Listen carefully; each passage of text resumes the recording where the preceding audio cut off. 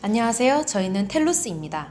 저희는 이번 전국 대학생 인구 토론 대회에서 세 번째 논제인 임산부 배려석은 비워두어야 하는가? 라는 주제를 선정하였고 찬성 측 입장에서 입론하도록 하겠습니다.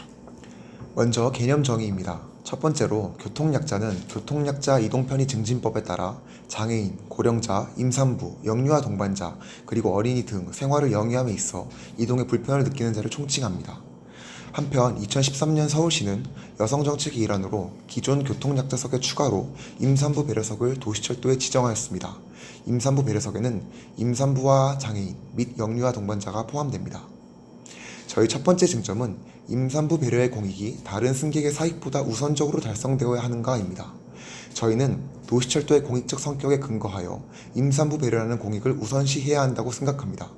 도시철도는 민간 기업이 온전히 운영하는 것이 아니라 국가에서 공익과 이동 편익을 위해 투자하는 공적인 교통수단이고 따라서 공익적 요구를 충실히 이행할 당위가 있습니다. 특히 2019년 6월 국토교통부에서 실시한 교통약자 이동편의 실태조사에서 79% 이상의 교통약자들이 도시철도 및 광역철도가 이용하기에 가장 편리하다고 응답했습니다. 이는 많은 교통약자들이 도시철도 및 광역철도에 의존하고 있음을 보여줍니다. 따라서 도시철도에서 교통약자, 즉 임산부를 보호하여야 하는 공적 필요성은 다른 대중교통보다 그리고 다른 승객의 이동 편익보다 강하게 요구된다고 할 수 있습니다. 저희 팀의 두 번째 쟁점은 임산부 배려석을 비워둠으로써 임산부 배려석의 실효성이 달성될 수 있는지 여부입니다. 2019년 5월 인구보건복지협회는 출산 경험이 있는 임산부 400여 명을 대상으로 임산부 배려석 이용에 대한 경험을 조사하였습니다.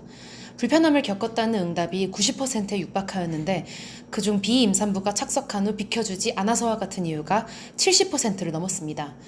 즉 위의 조사 결과는 임산부 배려석은 일반 시민들이 임산부를 위해 자리를 비워두지 않으면 그 실효성을 달성하기 매우 어렵다는 것을 보여줍니다. 네, 저희 세 번째 쟁점은 임산부 배려석을 비워둠으로써 임산부 배려석을 둘러싼 사회적 갈등을 과연 해결할 수 있는가입니다. 저희는 임산부 배려석을 교통약자석으로 인식하고 비워두는 것을 통해 임산부 배려석을 둘러싼 사회적 갈등을 해결할 수 있다고 생각합니다. 현재 임산부 배려석은 남녀 갈등의 격전지가 되어가고 있습니다. 각종 커뮤니티에서 남녀 공격의 수단으로 임산부 배려석이 언급되고 있는 것이 실정입니다. 하지만 우리 사회는 교통약자석을 비워두어야 한다라는 인식에는 어느 정도 합의에 이르고 있음에 주목하여야 합니다. 대학내일 연구소에 따르면 연장자에게 자리를 양보하는 것이 부당하다라고 응답한 20대는 5명 중 1명에 불과했습니다. 따라서 임산부 배려석을 교통약자석으로 인식하고 자리를 비워두는 모습을 통하여 임산부 배려석이 남녀 갈등의 차원에서 논의되는 것을 극복하고 사회적 합의에 이를 수 있게 되는 것입니다. 마지막 저희 입론의 결론으로 끝을 맺겠습니다. 저희는 지하철의 공익적 성격에 근거하여 임산부를 보호하는 공익을 적극 추구해야 한다고 주장합니다.